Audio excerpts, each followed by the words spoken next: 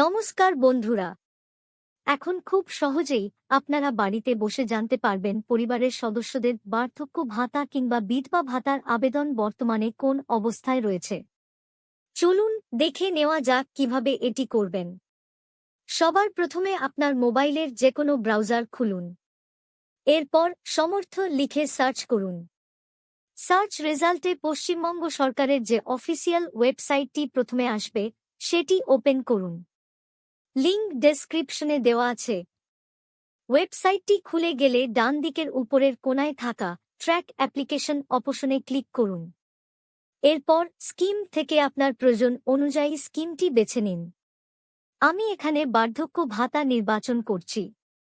তারপর search using option থেকে আপনি বেনিফিশিয়ারি আইডি, মোবাইল নম্বর অথবা আধার নম্বর এই তিনটি মাধ্যমের যেকোনো একটি বেছে নিয়ে সার্চ করতে পারবেন।